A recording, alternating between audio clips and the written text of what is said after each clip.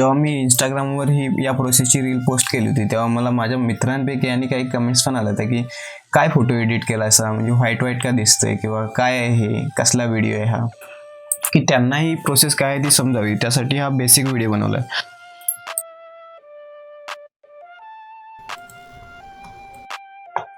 जेव्हा आपण blender start करतो तेव्हा आपल्याला हे 3 डिफॉल्ट ऑब्जेक्ट मिळतात, क्यूब, कॅमेरा आणि पॉइंट लाईट.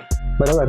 जो कॅमेरा आहे तो आपला स्मार्टफोनचा कॅमेरा किंवा DSLR कॅमेरा असतो त्याचप्रमाणे फोटो किंवा व्हिडिओ शूट करण्याचं काम करतो. ठीक आहे.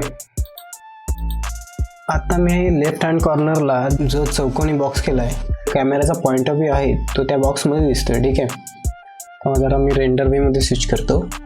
आता हा जो आपल्याला डिफॉल्ट लाईट दिलेला आहे, लाईट म्हणजे काय, जसा आपला घरातला बल्ब किंवा आपला सूर्य, बरोबर, तसाच हा सुद्धा एक लाईट सोर्स आहे. ठीक आहे. आता या लाईटचा वापर कुठे होतो, जर आपल्याला या एन्व्हायरमेंटमध्ये सूर्य दाखवायचा आहे किंवा एखाद्या ऑब्जेक्टला लाईट द्यायचं आहे तर या लाईटचा आपण वापर करू शकतो. इथपर्यंत आपण ब्लेंडरची बेसिक माहिती बघितलेली आहे.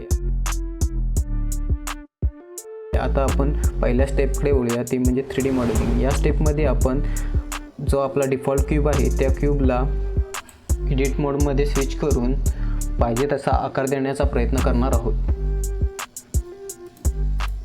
अशा प्रकारे आपण ब्लेंडरमध्ये 3D मॉडेल बनवू शकतो.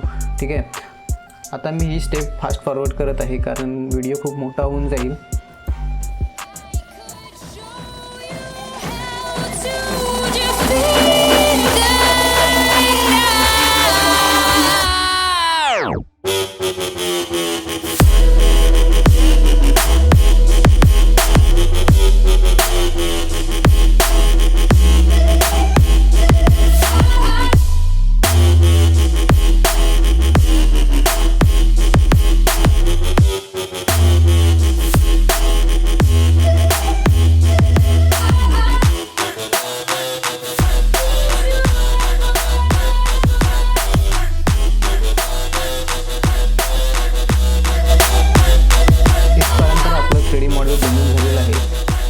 तुम्ही मॉडेल बघितलं तर फक्त हे ग्रे कलरमध्ये दिसत आहे, ग्रे आणि व्हाईट कलरमध्ये दिसत आहे.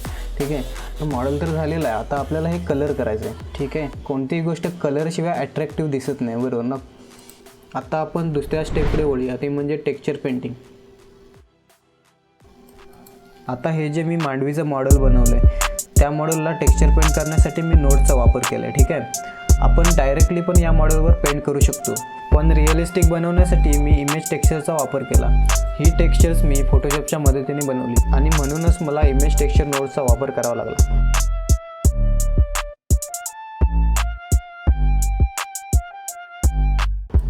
आता आपली तिसरी स्टेप आहे ती म्हणजे कॅमेरा ॲनिमेशन.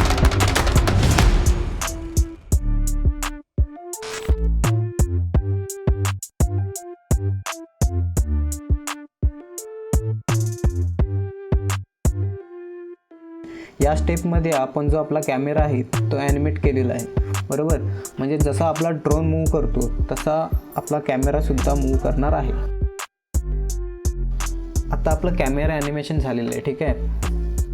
आता पुढची गोष्ट म्हणजे रेंडरिंग. रेंडरिंग म्हणजे काय, आता हे जे ॲनिमेशन आहे किंवा हा सिक्वेन्स आहे तो व्हिडिओ फॉर्मॅटमध्ये कन्वर्ट करणे म्हणजे rendering. Enjoy the final video.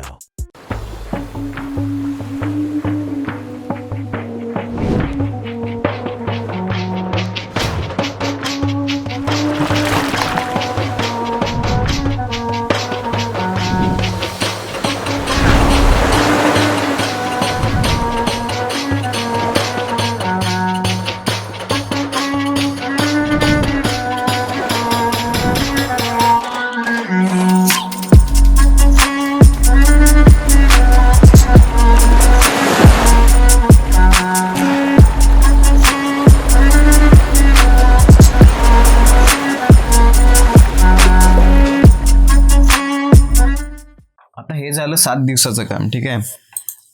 आता मी ज्या प्रोजेक्टवर गेले 3-4 महिने काम करतोय त्या प्रोजेक्टचा एक छोटासा ट्रेलर मी तुमच्यासमोर दाखवणार आहे.